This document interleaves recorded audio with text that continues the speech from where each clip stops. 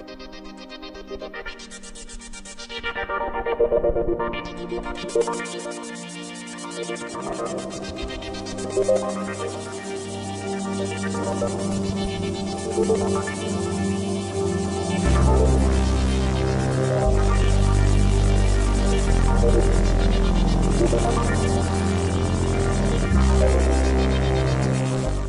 the infamous Illuminati to the modern Freemasons, the world is fascinated with secret societies. Tales of child sacrifice, world domination, and dark dealings with extraterrestrials are all paraded before us as truth.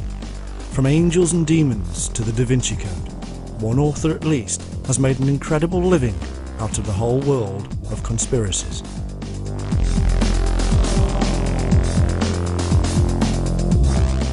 The New World Order, famously penned by the science fiction writer H.G. Wells, has become a reality in the minds of millions, and today its leaders are even believed by some to be reptilian shapeshifters.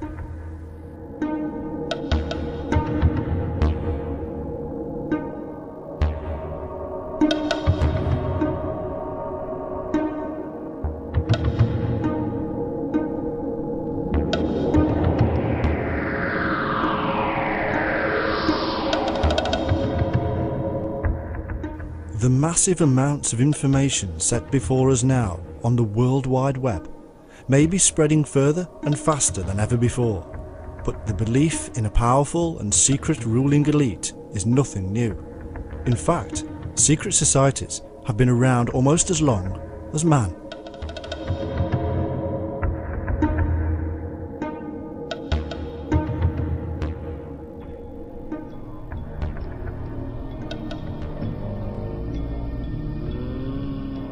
The early Christians, for instance, were a secretive cult themselves, undermining the governments of church and state.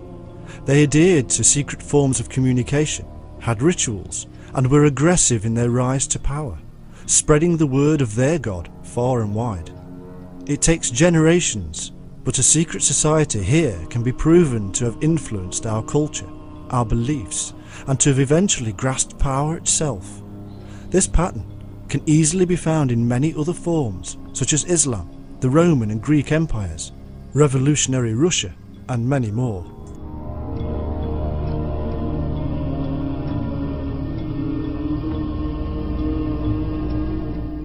In order for us to truly comprehend the whole picture, we have to stand back from history, religion, and political beliefs.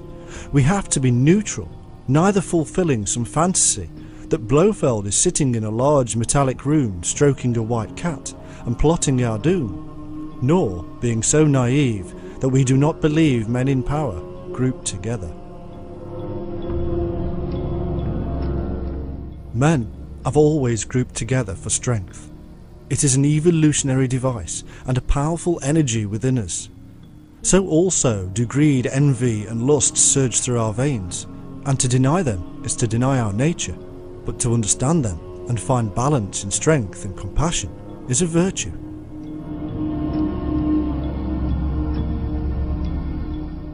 One of the most confusing elements for any researcher coming to the world of secret societies afresh is the dualism they discover. On the one hand, the researcher will uncover ancient esoteric teaching passed on from one to another for generations. On the face of it, this teaching appears worthy and holds great psychological and spiritual truths. But then we also find that these secret societies have also been implicated in some bloody and awful periods in human history. We appear to have found a paradox, and splits then occur, not just within the societies themselves, but in those researching them.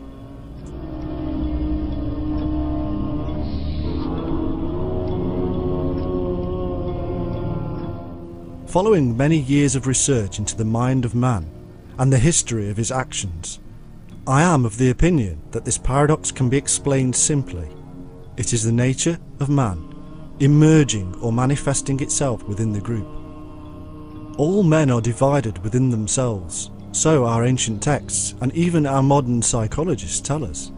This division is communicated to the wider human body, the society. This is the reason that Democrats and Republicans, who both want similar ends, find themselves on opposite sides of the political divide. In such divisions in our society, we see the duality of the human mind revealed before us in often graphic terms. Secret societies gather these divisions together. After all, Democrats and Republicans are Freemasons.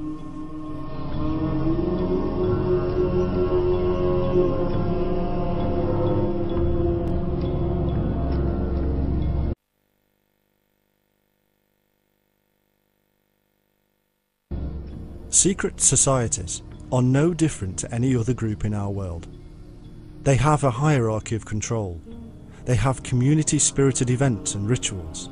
They hold a series of belief systems just as any religion or political party. But the big difference is that they keep their hierarchy, events, rituals and belief systems a secret. They hide them in code, cipher and symbolism, and it has been this way for millennia, for it is also a part of our nature.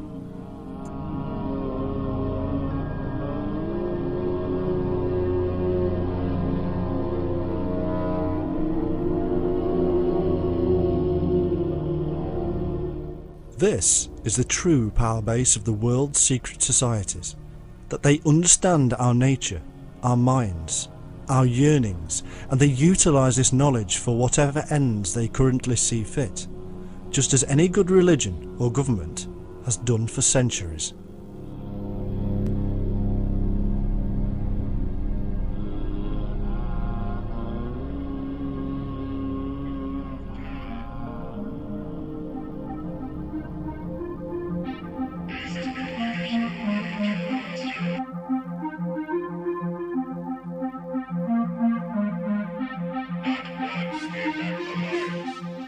Such knowledge has been handed down within the group ever since it was discovered, but other forms of knowledge were also passed along.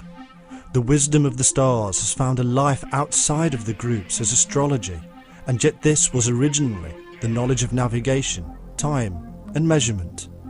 Such knowledge was immensely powerful for millennia and a closely guarded secret. Many of the symbols we see in secret societies today can be shown to relate entirely and originally to the Sabiists or star worshippers of ancient times.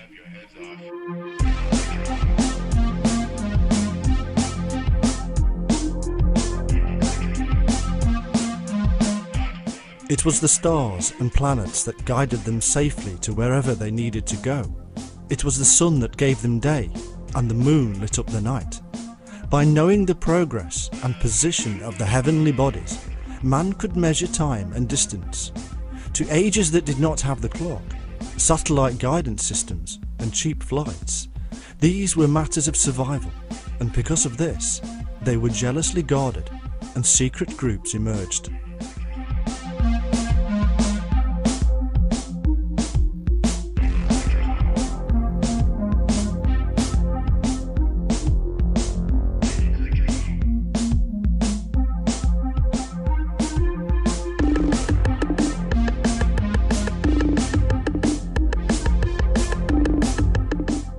A device was needed for man to measure, and he ingeniously developed many things.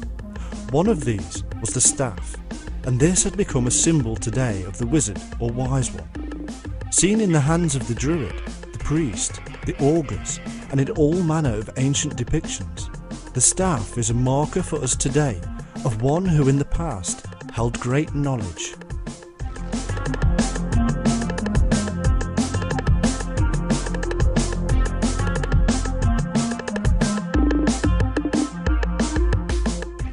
Such knowledge was in the hands of those who researched it, discussed it, and tested it. These were people in ancient times who needed time to consider these things. They needed to be free of the usual day-to-day act of surviving, and so they were special people, set apart from society as a whole and housed in comfortable surroundings. The life of the community depended on these shaman and wise ones. These were the priests, casting their gaze towards the heavens, predicting events, guiding the people. For they had the knowledge of the heavenly host. They communicated with the messengers of the gods, the angels, or even our ancestors.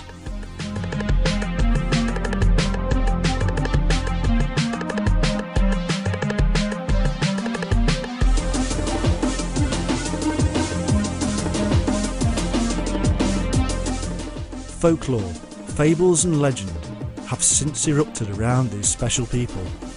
Today, we can believe almost anything is true of them, rather than see the basic physical realities of life. The truth is that these early people were very clever and very in tune with nature and its measured cycles. Their knowledge was so powerful that tribes would often fight to steal one another's holy men.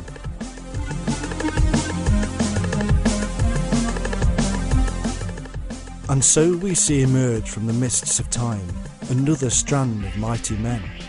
These men were essential for the progress of the great knowledge, for they were responsible for protecting the thinkers.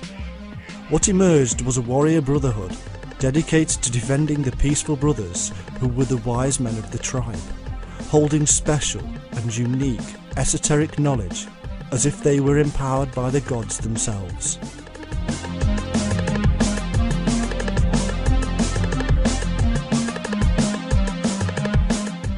Yet again, around this warrior brotherhood would wind the serpentine spiral of symbolism, which in later years would hide their true purpose. The eventual knowledge of these groups would be deemed sacred and protected.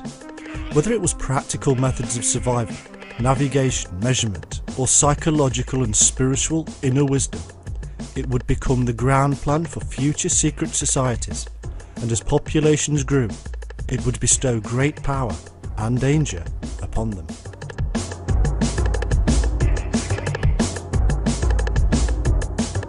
This is the story of the groups who have guarded this sacred knowledge for centuries.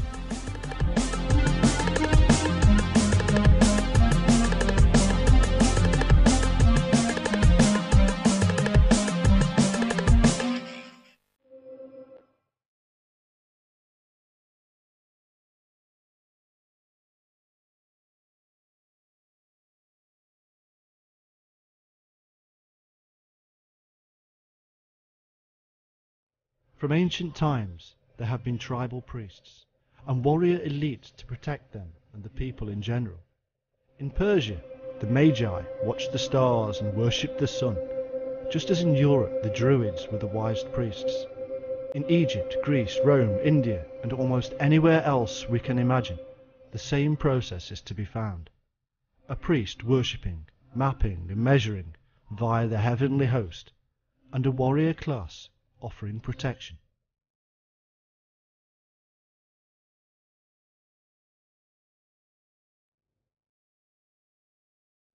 There is nothing secret in this system. It has been in existence for an awfully long time. But it is secretive. The priesthood enacted strange and powerful rituals that were strange and peculiar because nobody else was allowed to understand what they were doing. Garbed in myriad symbols, the holy men and women were magical walking talismans, building and maintaining massive power bases. As their strength grew, so too did their warrior brethren, and as time moved on, their symbols became more and more obscure.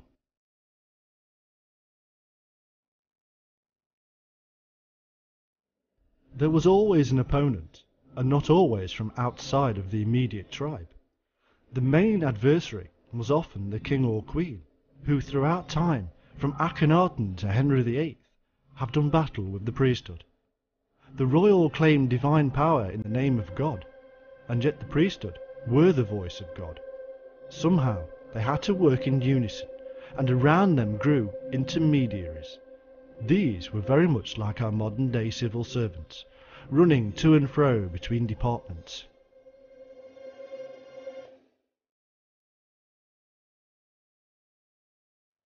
These civil servants eventually became more and more powerful in themselves because they had knowledge from both sides and could easily manipulate the events of state. A secret society was born. based in the knowledge of rulership from the kings, the immense power of the priesthood, and with the ability to manipulate the military. These civil servants rapidly became the real power base, and it was from within this middle ground that the secret services also emerged.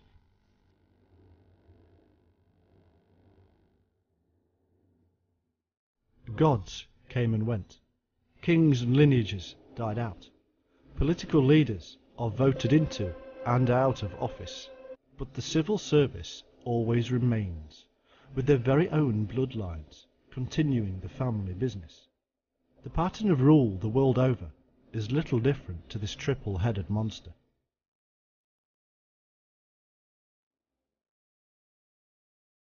We have a leadership which from the earliest times was based on the royal dynasties, but in modern times has become more secular and politically based. And we have the intermediaries of the civil servants, including those within the legal, financial, and administrative systems.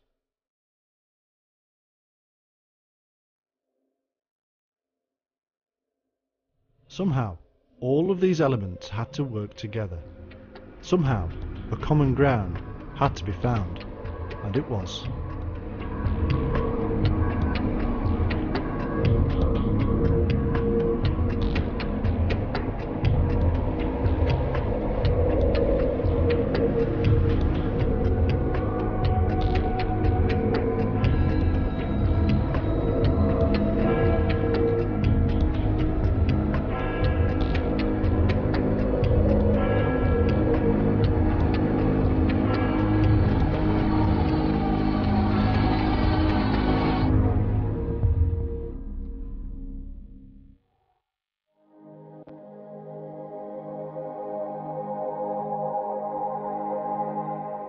We saw earlier how the origins of many of the symbols found within the world of secret societies originated from Sabianism, or star worship.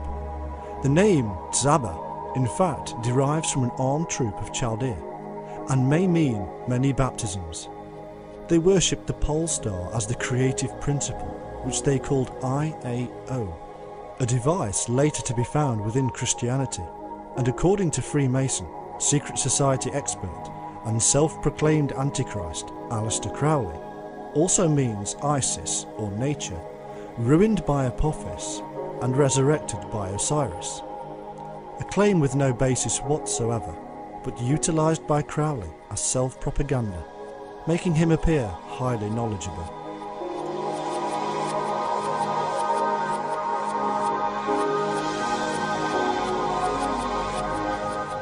From this very early time, the worship of the stars was akin to and mingled with nature worship. As part of this, rocks and stones were worshipped and used as both products of the Earth Mother and as gifts from the skies as meteorites. The altar stone, the column, the pedestal were all forms of the divine, and eventually large Bethels, or houses of God, were erected across the world, tapping the divine energy.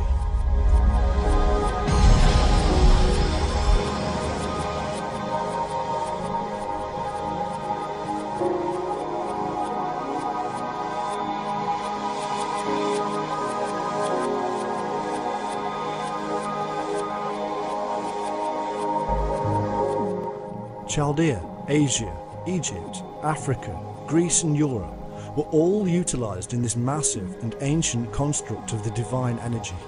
Smaller rocks or meteorites were fashioned into the images of the gods and were known as the Kabiri, the wandering gods. Eventually, this symbolism would fall into alchemy as the philosopher's stone, with many psychological and spiritual additions and meanings.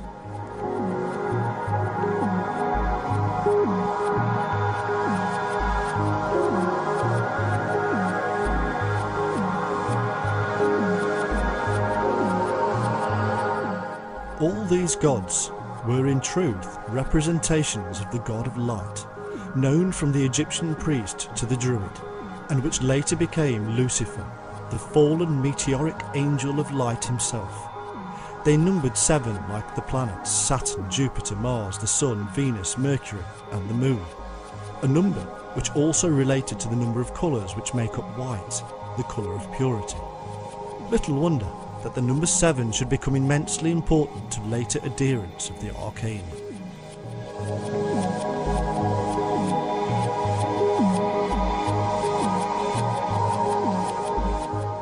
In truth, even the mother of Christianity, Judaism, was awash with the worship of stones and stars, worshipping the Bethel stone in the Temple of Jerusalem as the Messiah itself. These Bethel or Bethel stones were to be found far and wide, and were often encased in arks made of holy wood from nature, symbolising the stairway or ascent into the heavens. At the Kaaba in Mecca, the holy meteorite is sacred to Islam to this very day.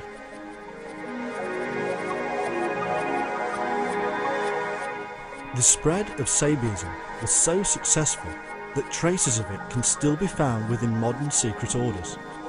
In the Martinist order and the Rosicrucians, certain grades are still known as Elohim Sabaoth, the deity who is invoked and adored.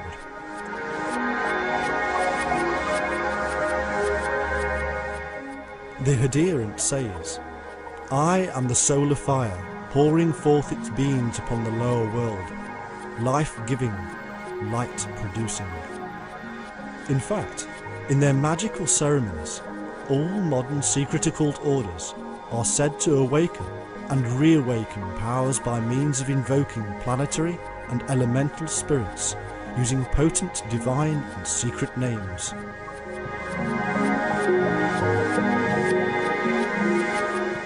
The truth of this is simple. Man believes he is connected to nature via the divine light within himself. This divine within is the spark of light he must awaken in order to truly experience connection to nature itself. Over the course of time, the mind-bending altered states of consciousness required to raise this energy were employed and kept strictly secret.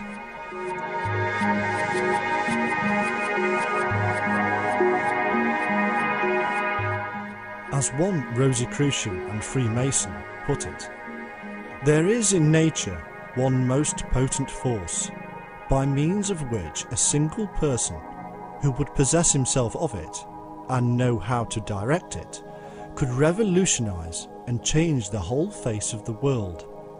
This force was known to the ancients, and the secret is possessed by the secret schools of the present day.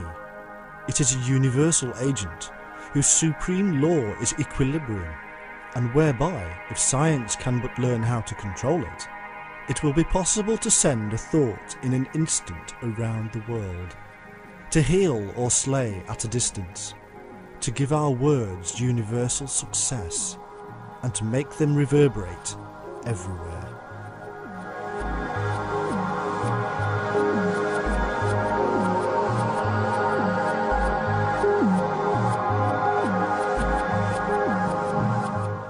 This kind of mystical language speaks of power unknown by most ordinary people. It has been used and abused to entice people into the fold and to control them for millennia. The physical actions required to attain this so-called special power reveal simple hallucination and drug-induced trance states, not physical and scientifically provable natural phenomena. It is a control of the mind, and subtle suggestion to the initiate reinforces beliefs in hidden secret Tibetan masters or great white brotherhoods.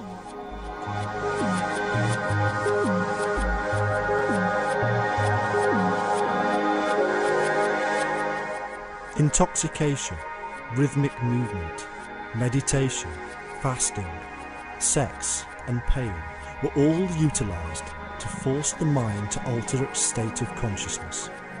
This is a universal device that spread across the world and is found in most secret societies, either practiced or symbolic in rituals.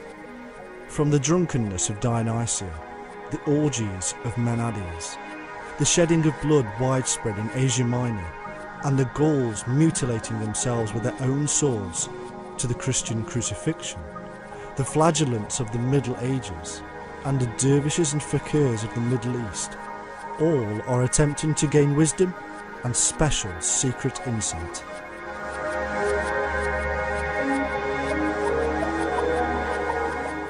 It seems that nobody was free of this mystical mind-bending attempt to become one with God. Even Gnostic sects mirrored their Sufi Islamic counterparts and participated in self-abuse. If such practices are still prevalent within secret societies, and they are, then there is little wonder that they are kept secret.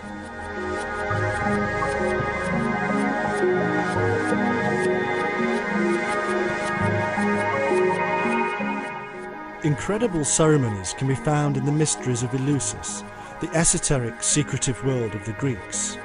In fact, these secretive ceremonies originally derived from ancient Egypt, predating 1500 BC. In one such ceremony, the sacred phallus was erected, a device we know to have originated from Egypt due to the evidence of Clemens of Alexandria.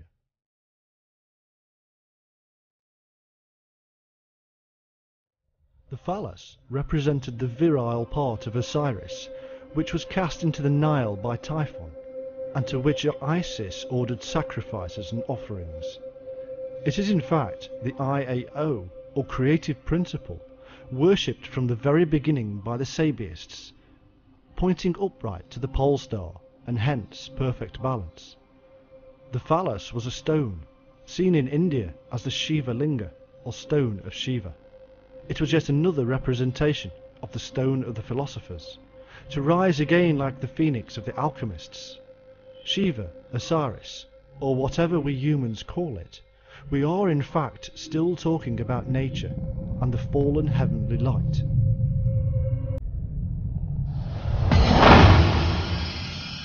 Elements of all this, and much more, spread abroad and through time, and can still to this day be found within religions and secret occult orders. To go through them all would take forever, but what we have found so far can be broken down simply. The stars and planets were worshipped because they directed man. They offered him a means to measure and rule, a way to navigate and to tell the time of day and year. This heavenly process gave rise to the tales of Osiris and Isis, and much more. The sun and the moon and the cycle of life measured out by the gods. This powerful knowledge was jealously guarded.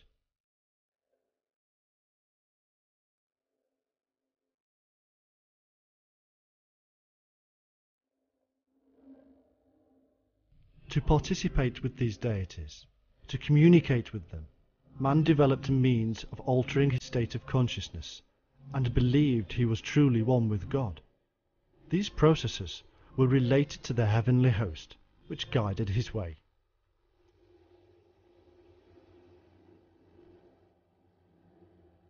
The priesthood, who understood and developed this knowledge, were powerful, but required protection, and so elite warriors were developed and fostered.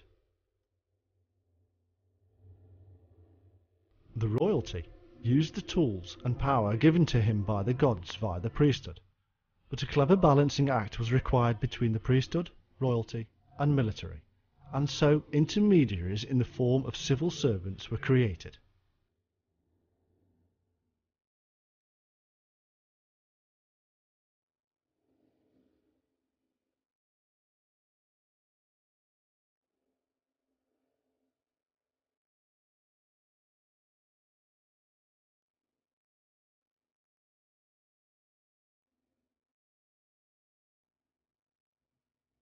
These civil servants now had all the knowledge of the kings and priests, and could manipulate the military. The historical stage was set for a series of plays that would often end in bloodshed and revolution. It was led by an underground stream that crossed the outward religions of state.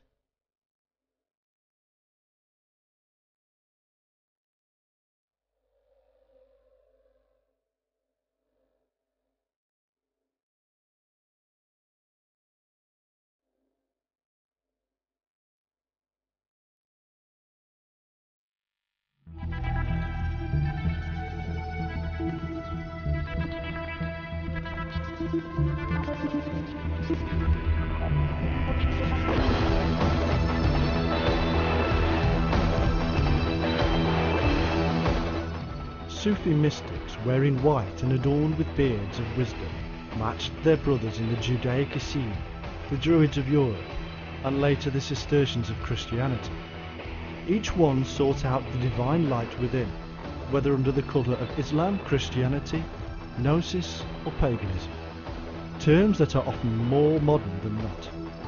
Each one held sacred the light of the divine and utilised methods of raising the energy of light within themselves, which they symbolised with the serpent. And each one had a knowledge of the stars, navigation, measurement, and held sacred rocks and stones.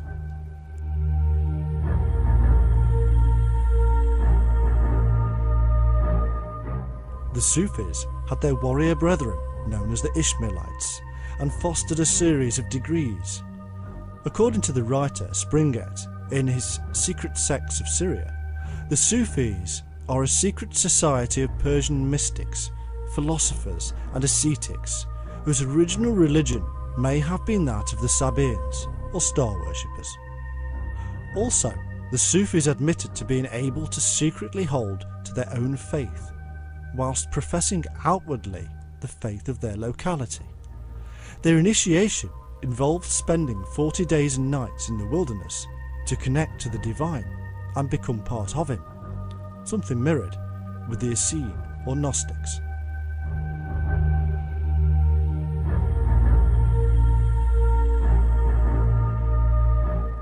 The Essene, or early Gnostics, worshipped the heavenly host and were protected by the Chassidians, an elite fighting force known as the Knights of the Temple. The Cistercians created the Knights Templar, who themselves have been accused of heresies akin to the Sufis and Gnostics by the very church they were part of.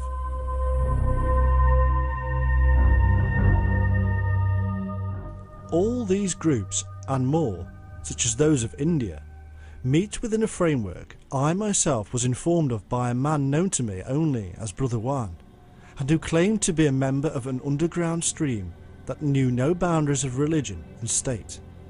This framework I have checked and cross-referenced and found to be true. That where we find a peaceful brotherhood matched with a warrior elite, we shall also discover that their dress shall be white, that they shall wear beards, that they shall hold a secret knowledge of the planets and stars, and that they shall be mystically inclined. These, I was told, would be the clues to the outward elements of the sacred underground stream that still exists to this day, and that influence society on levels we can only guess at.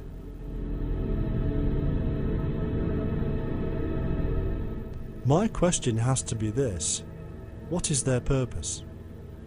Is it simply that they seek the divine in nature? Do they really only wish to uplift humanity as they have claimed? If this is what we believe, then so be it. But in so doing we shall miss the point of what we have learned so far, that the nature of man is divided and dual-natured, and that where good intentions shall be discovered, so too shall those of greed, lust and envy.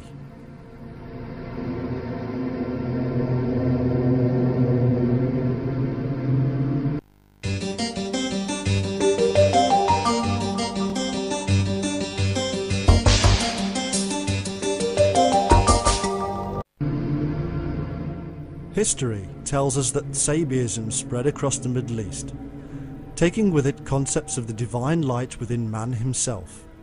We then discover these elements emerging in the strange, non-biblical writings known as the Lost Gospels, and which in fact came from the infamous Essene or early Gnostics, who worshipped the serpent and the sun, or light. And from these we find that alchemy and groups such as the Cistercians and Templars kept the secret beliefs alive within Christianity, meeting up again later during the Crusades with the Sufi and Ishmaelite brethren, with whom historians agree the Templars seem to be very friendly.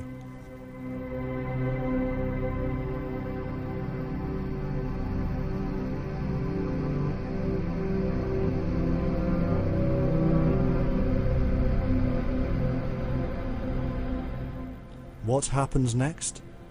Alchemists appear to aid in the forming of secret occult orders, and the Freemasons, Illuminati, and various other secret societies emerge with strangely the exact same principles at heart as our early Sabiists.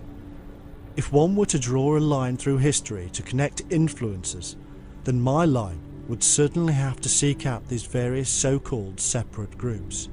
For it is also from within these self-same groups that truly amazing discoveries are made of new lands and coded maps emerge, utilising the images of solar worship and serpents.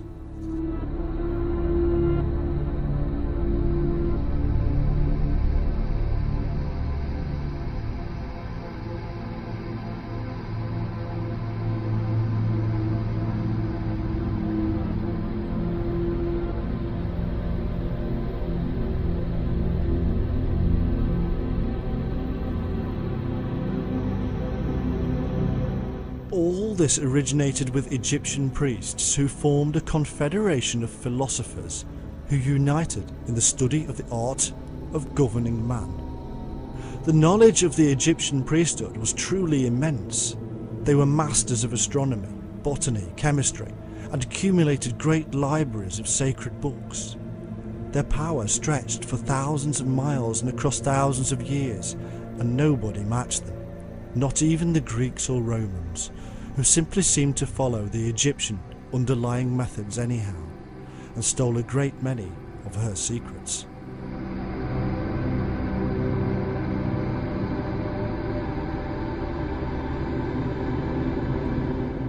Almost all the mysteries can be traced back to Egypt, where the initiate into the temple underwent similar processes as modern occult secret societies. First they were subjected to horrifying trials by darkness, fire and water, long fasts and trance-induced visions. If they survived and remained sane, then they were admitted into the priesthood. Hallucination was paramount in their work, using opium, datura, henbane, hashish, cinnamon and laurel to form vapours which caused frenzy in the initiate.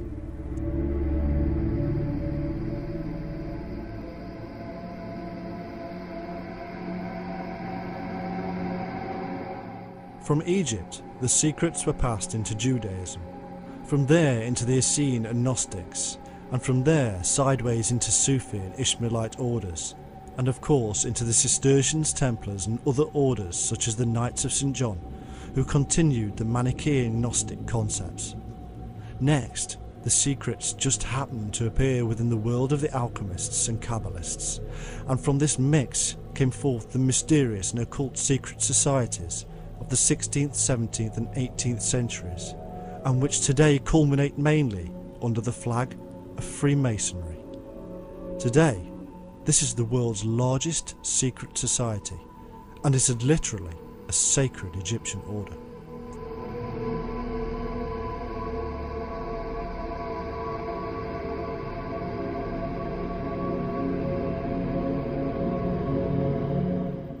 Whether we look at the Golden Dawn, the Rosicrucians, or even the infamous Illuminati, we find that they all revolve around the Freemasons.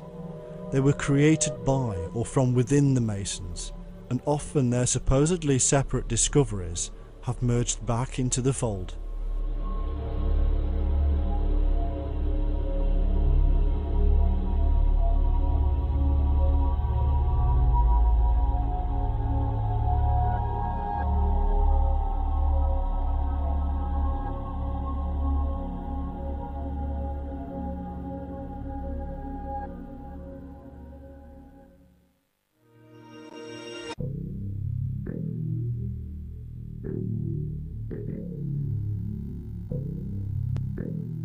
And so, we have a modern, worldwide secretive brotherhood, outwardly claiming fraternity and equality, being the culmination of millennia of mystery traditions and vague to say the least about its own origins.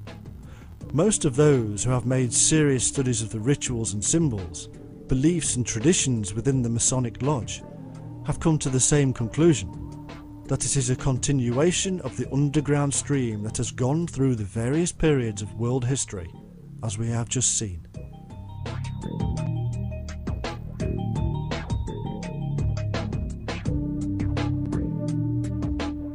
It all began in the knowledge of the heavens and the mind of man.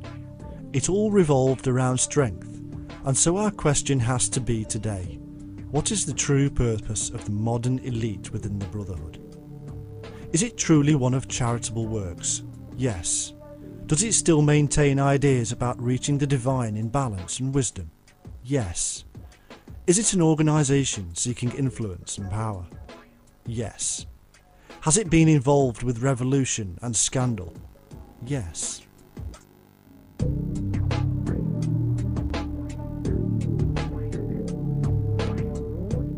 But wait a moment.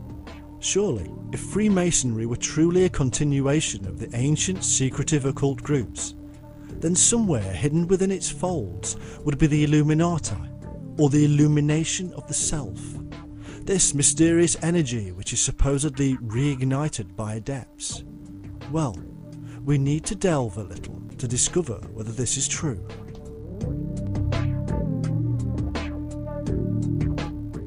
In 1722, a remarkable book called Long Livers by Robert Sambers was released. The book was a treatise on universal elixirs and was dedicated to the Lodge. In the book, the author indicates that illumination was in fact part of the process within Freemasonry for attaining eternal life. These concepts, we are told, were only to be found at the higher grades and used the language of the rose and the cross, the language of the Rosicrucians. These claimed that their 14th century mythical founder, Christian Rosenkreutz, travelled to Damascus, the home of the Gnostics, and Arabia, the home of the Persian Magi, or star worshippers. They claimed to be the Invisibles, and to simply be a continuation of ancient mystery sects from Egypt, Eleusis, Samothrace, Persia, Chaldea, and India, all homes to the mystical process of enlightenment.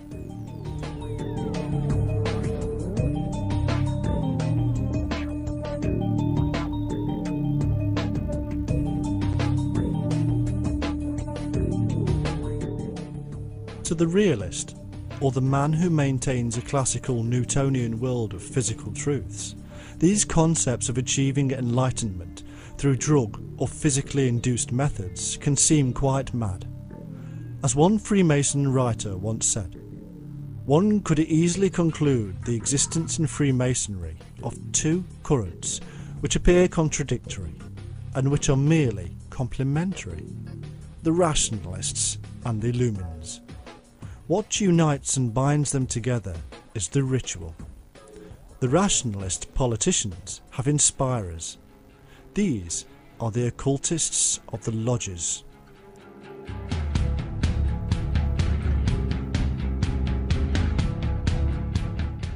And so we are told that Freemasonry is quite aware of these two worlds, the logical, political and protective world of the ordinary Mason, and the inner sanctum and spiritual world of the mystic. Freemasonry has such power and strength today that it can easily support millions of individuals if it so wished. It can also spread the word and propaganda around the world faster than almost anybody else. There is little point in racing after the Rosicrucians, the Theosophists, or the Golden Dawn, because they are but streams branching off from the mighty river of the Freemasons.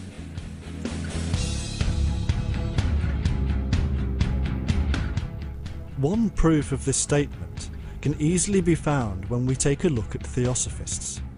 In an article entitled The Anatomy of Revolution by Dargon, we find the following statement.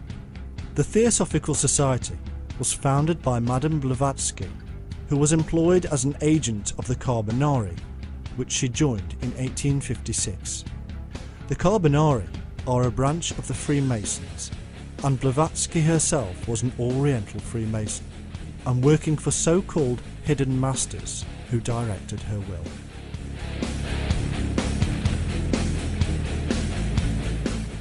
As our Masonic author again states, Freemasonry is the place from whence the diverse sects draw their elements.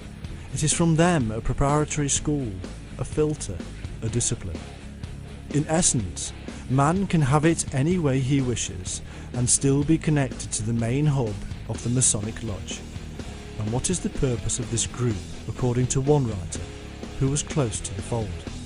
Theosophy, occultism, Freemasonry, secret sects or mystico-civilizers have but one common aim: to assure the liberation of man, to withdraw from him all traditional moral sense in order to be able to enslave him for the good of the interests aimed at. This mysticism is indeed the great Masonic secret, the supreme initiation. It is as old as this world.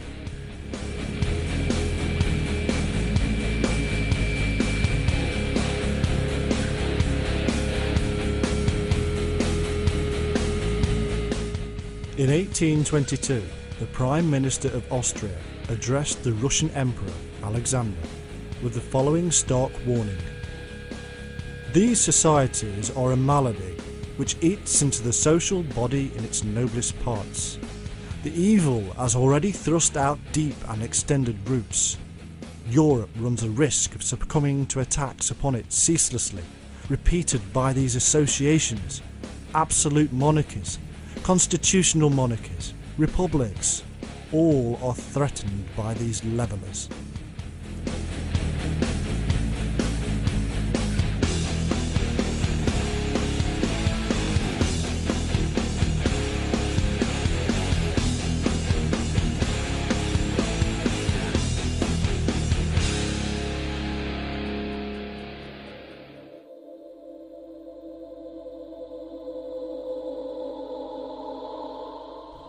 Following these warnings, the revolution in Russia became a reality. It was fostered by the Freemasons from the several lodges still remaining. Even texts written by Karl Marx himself have been shown to be blatant copies of the writings of Adam Weishaupt of the Illuminati from the 18th century. In Hungary, the same procedure occurred, and in 1922 The Secrets of a Provincial Lodge was published, exposing the underground work of the Freemasons, leading to the revolution in October of 1918. The book claimed that above all the Freemasons worked through the press. With patient and persistent labour, they succeeded in gaining over most of the press organs. They also aimed at the professionals, schoolmasters and professors, hoping to take control of the minds of the youth. They succeeded.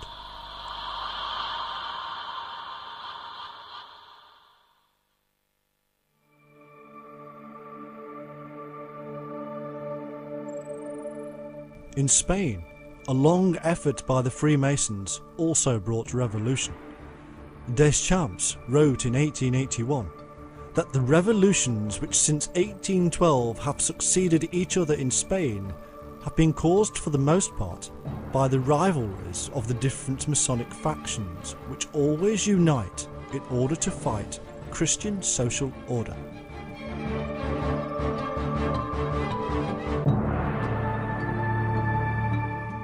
It began in 1728, when a delegation from the English Grand Master opened a lodge in Spain.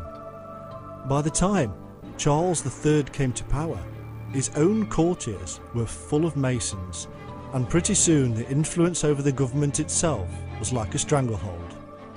By 1766, they had managed to drive their hated enemies, the Jesuits, out of the country. By 1812, the Catholic, a royal power base of Spain, had become servile to the people, with real power being held by the Cortes of Cadiz, a Freemason constitutional government. By 1830, Freemasons held almost all positions of power, including over 5,000 officers in the military, and by 1868 they had created revolution against Queen Isabella, who was deposed and fled to France.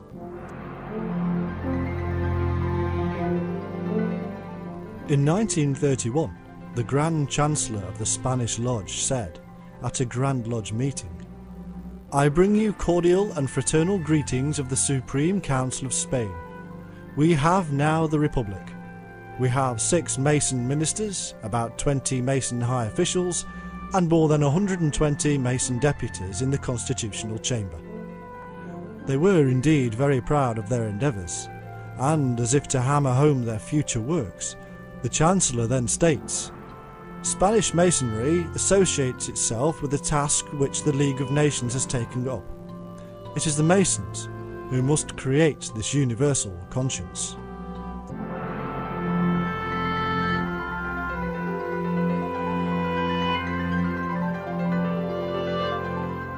Later, the League of Nations would become the United Nations, and would itself be full of Freemasons in positions of the highest authority.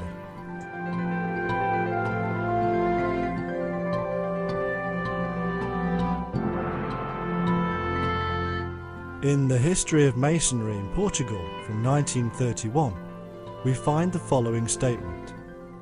"I have noticed that almost all noted men in religious, political and intellectual revolutions of our country during the last 2 centuries were affiliated with Freemasonry. At the end of these researches, I was convinced that the history of Masonry in Portugal was absolutely linked with the history of the country."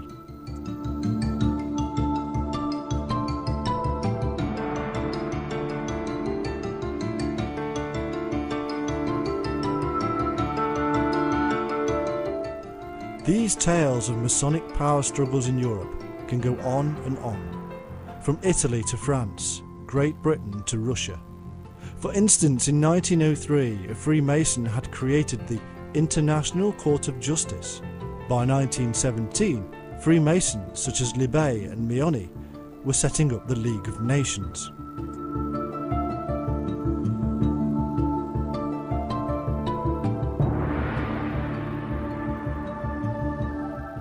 Similar plans were afoot in India, as one of the leading lights in the Theosophists and co-Masonry, Annie Besant, stated in 1929 in her own newspaper, New India, "Try to perceive the great plan as a whole. India is the keynote. India is the centre of that great storm which shall usher in a splendid peace. No true Theosophist, and certainly no one who is working for the inner government of the world, will be careless of India's welfare. Co-Masonry has been given to India that it may be a powerful, organised force for India's service."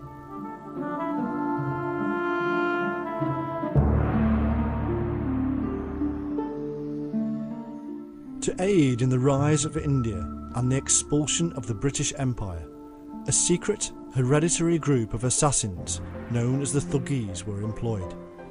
These men were devoted to the goddess Kali, although the actual origin of the Thuggis is much debated. According to the historian Sleeman, it all began in the 14th century, the same period the Freemasons traced their origins to, and the same period the Knights Templar were banned.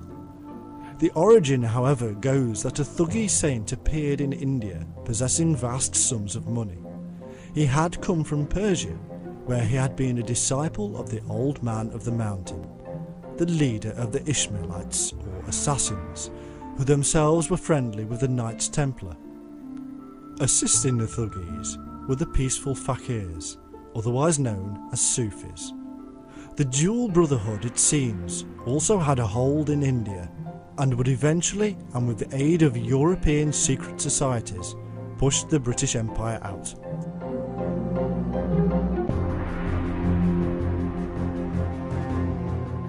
The clever thing about the Thuggis was that for centuries they had been like secret service sleepers, existing as part of society with ordinary lives and jobs, until called upon to rise, then seeping back into society and passing on their secret trade to their children. It seems there is little difference today with the many terrorist groups across the world.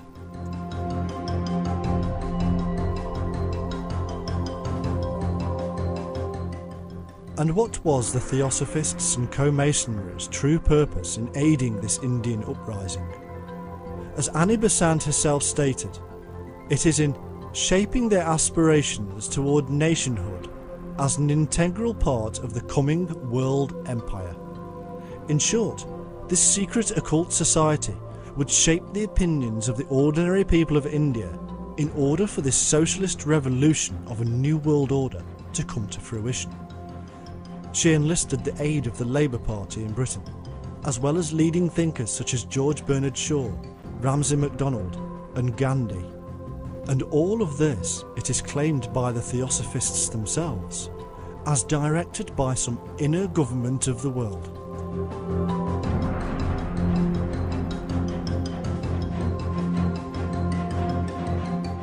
But is there a main centre to this web? Do instructions emanate outwardly to all the strands?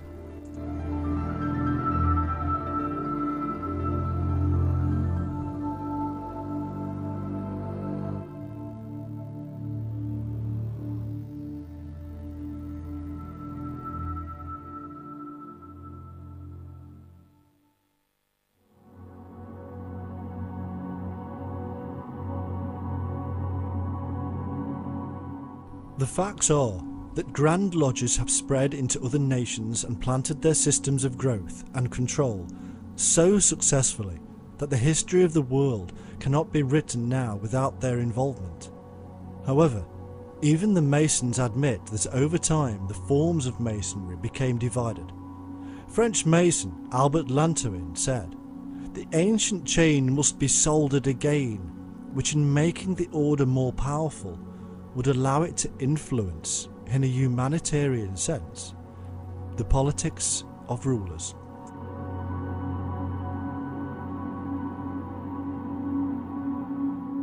His words were taken seriously, and in Geneva 1921, the first meeting of the International Masonic Association was held. In 1922, the orator of the Grand Lodge of France at the IMA meeting stated, "My brother Masons, my hope is that Freemasonry, which has done so much for the emancipation of men, and to which history owes the national revolutions of 1789 and 1871, will also know how to make the greatest revolution, which will be the international revolution."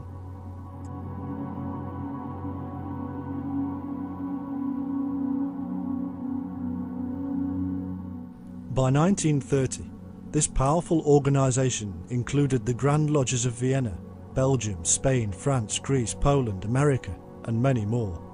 At that time, it seemed to spearhead an aggressive attempt to plant lodges in Latin America and undermine the Catholic power base there. What was the reason? It was the very same reason reported by the Grand Orient of France to the International Association of Masons, namely, that it desires good relations and links of personal friendship between regular Masons in order to form a chain encircling the globe.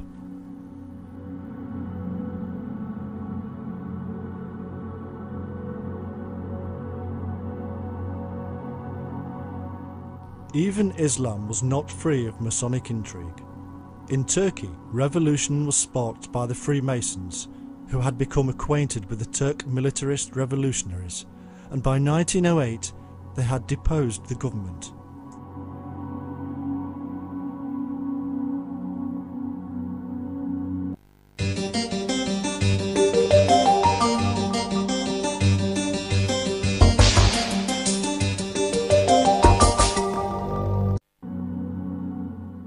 One 19th century opponent of the Freemasons said, "Freemasons have contended for the empire of the world as few sovereigns have done, and for what end?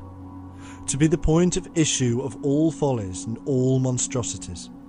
The Kabbalah, magic, Hermetic philosophy, communications with spirits, magnetism, theosophy, deism, atheism, physical and moral regeneration, vengeance, destruction of empires, the universal republic. If we exclude these follies, what remains? A few honest citizens playing mournfully in the chapel of the tomb of Hiram."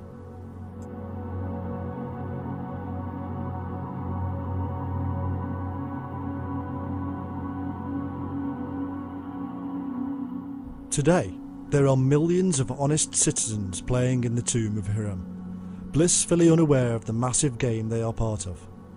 I have been asked on several occasions to join by people I respect greatly, but I always refuse because I wish to be bound by no statutes or regulations other than those from which I cannot escape. However, as a man who does not believe in divine rule nor religious control, I can see why so many revolutionaries of the past have been tempted.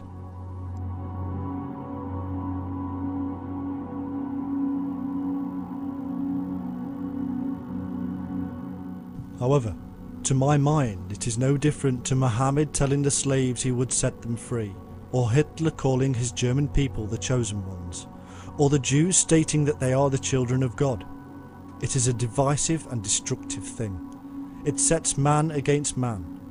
The Freemasons argue this point, claiming that they are not religious, and yet they hold dear to the grand architect of the universe, and have created rules, dogma and doctrine more fanciful than any religion I know. Freemasonry is a religion, and does believe in divinity, as the Mason expert Oswald Wirth wrote in the last century. To become as divinity, such was the aim of the ancient mysteries. Today the program of initiation has not changed. No, to me it is another system of control, another method of power under the cloak of being yet again for the people and by the people.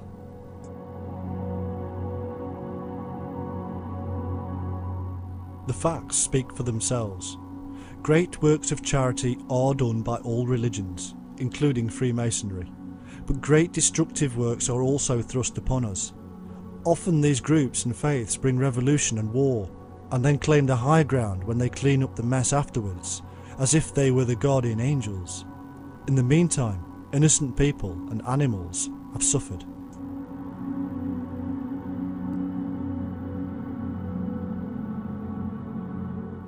The editor of the International Review of Secret Societies in 1934 wrote, "The Mason official does not impartially fulfill his duties. He places his public authority at the service of his secret chiefs. The Mason judge is not free. He is obliged to submit to fraternal pressure." There is nothing different today. No rules or regulations given by the Grand Lodges has changed this sentiment. The laws of nations may not allow for such intrigue, but the Mason, who is the judge, political leader and company director, does not need to worry about such things. I have personally been offered help by individuals who are not only openly Freemasons, but also secretly members of certain Sicilian families. Such offers are always rejected out of hand, because it is a proven method of enticing people such as me into the fold.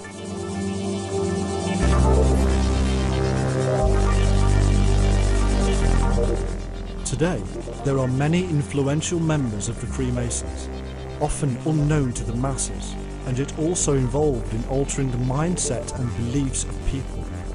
In the 1980s, a huge book, The Holy Blood, Holy Grail, was released and caused a massive stir. Michael Bagent, one of the authors, is not only a Freemason, but edits one of their magazines. If true, the premise of the book would undermine the Catholic Church and the Christian beliefs entirely, one of the very aims of the Freemasons. This book was the basis for the Da Vinci Code, and Dan Brown himself has utilised Freemasonic concepts to full capacity.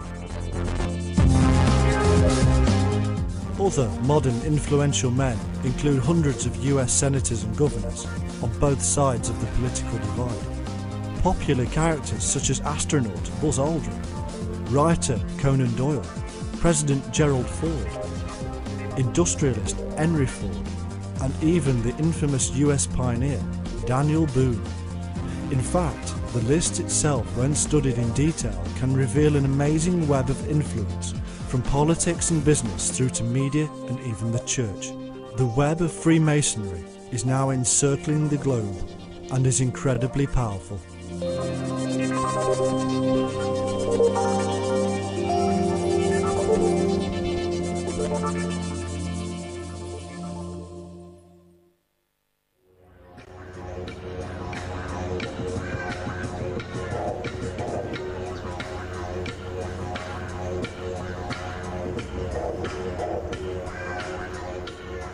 I recently visited Sydney, Australia, with the television reporter George Knapp from Las Vegas and Daniel, my Australian guide and friend.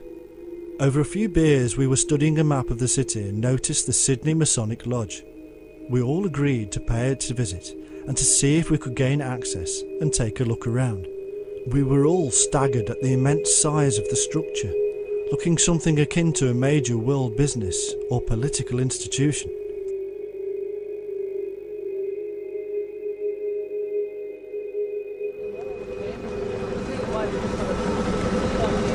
This all looks okay. Less people, all spread out.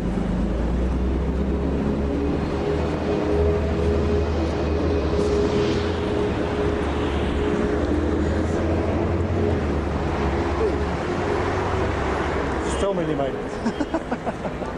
We get George. Hi George. That's strange. George is How an they keep American. the Freemasons around here. That's it. Go on, present. Luckily for us, there was a large Masonic event occurring, and so we weren't noticed taking a walk all over the building.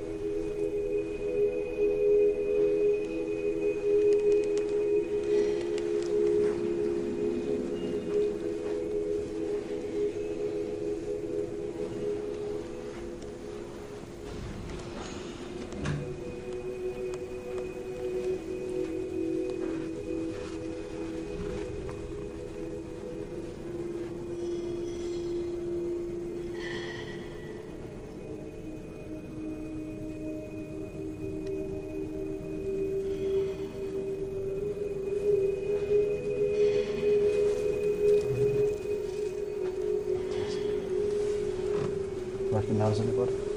Nope, gang's not here. Oh, They just fill the wives in. and what's going on? I don't see any wives in this one. There you go. See that sort of thing? That would absolutely blow away the fundamental Christians in America. Oh, because of Pentagon? Upside down pentacle. They would absolutely go mad. Well, that's all the more reason to use that. We're gonna have to go to the shop and buy some things. Next level up.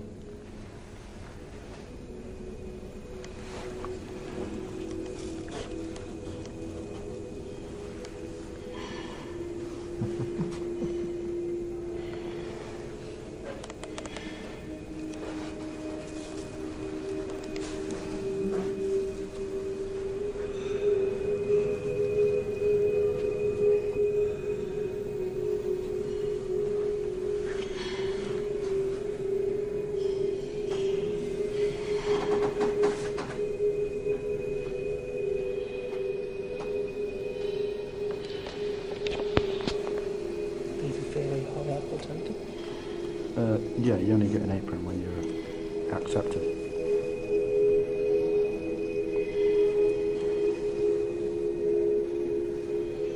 Whatever.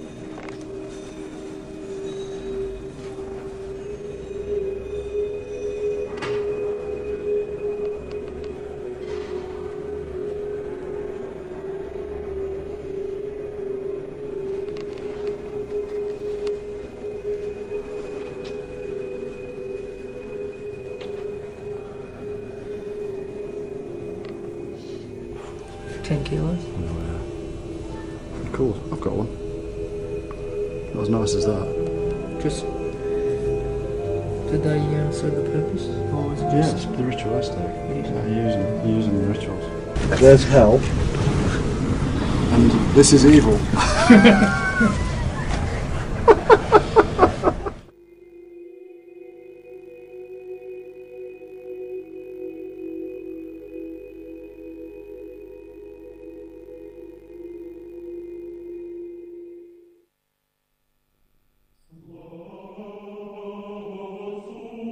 From the earliest of times, the secretive orders have been involved in the worship of nature and the stars and planets.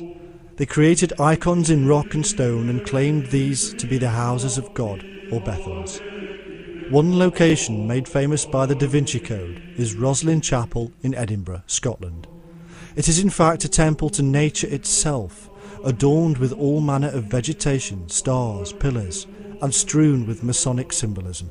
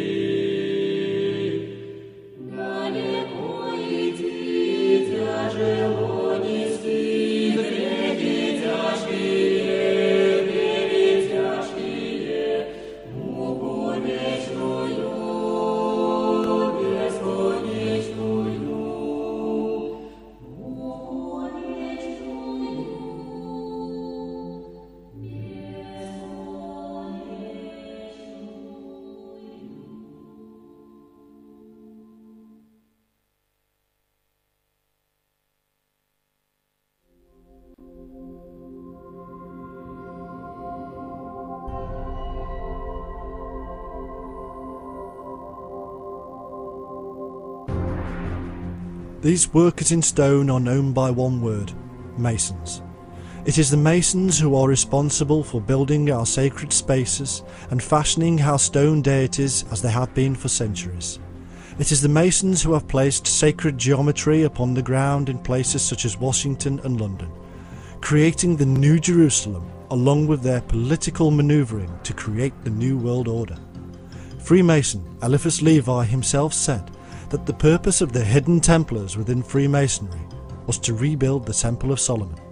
And Albert Pike, another Freemason, said the same thing, and pointed out that the hidden order survived under various names throughout time, governed by the unknown chiefs to bring to fruition the New World Order, overthrowing throne and altar.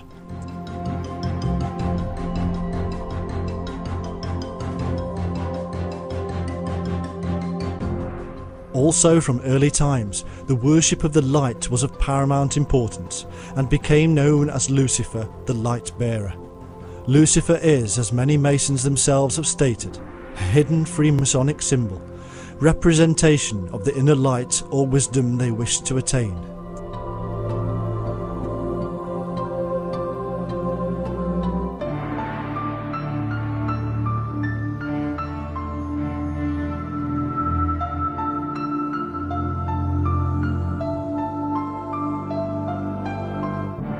A reflection of the purity and light of the individual, as we learned earlier, was the wearing of white, from the Sufis to the Templars. Today, wearing all white would not be practical, but the most important item of clothing for the Freemason is the apron. According to Masonic tradition, the apron should be of pure white lambskin. Also, there is strong evidence to show that the white-clad Ku Klux Klan of the United States was not only full of Freemasons, but may have indeed been started by them.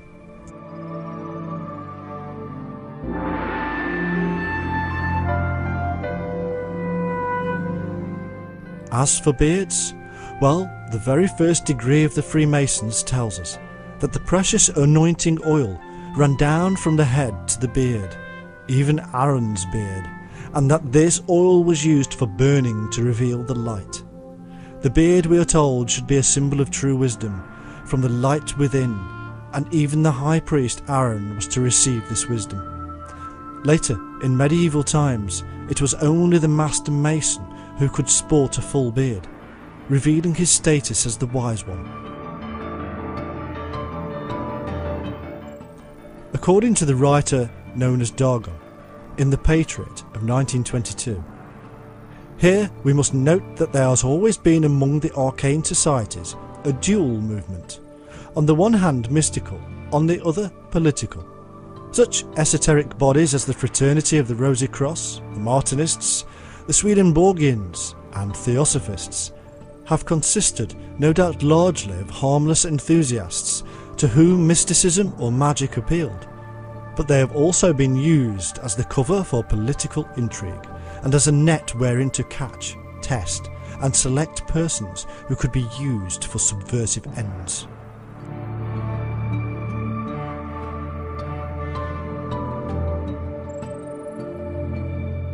All these very ancient elements come to us today via a long line of secretive and powerful occult orders that have encircled the globe and now influence politics, business, media and religion. They have caused revolutions, influenced the setting up of international organisations, and created numerous other sects and orders to pursue their purpose, to influence humanity and the creation of a new Jerusalem, a new holy city. Little wonder there is still much warfare and strife in the old one.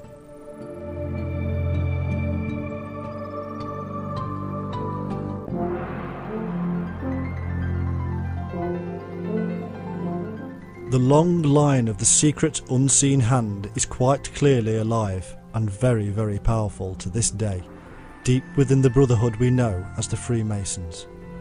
These brotherhoods do not care what state you are from.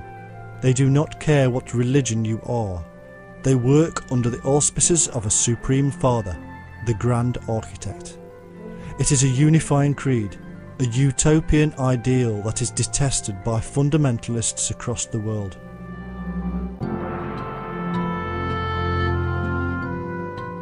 For myself, I neither detest the Freemasons nor do I join, and I say the same of fundamentalists.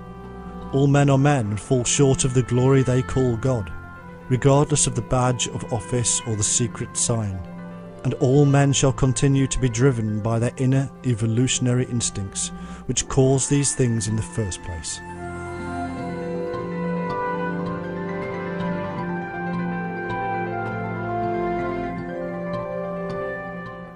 The difficulty comes when we have to decide who do we believe. Should I defend the traditional values of church, state or royal lineage? Or should I side with the revolutionary factions and support a new world order of socialism? The fact is, the choices are already made, and we, the masses, will be manipulated once again to march off on a holy crusade, just as we have for countless generations, marching to the beat of the ruler's drum.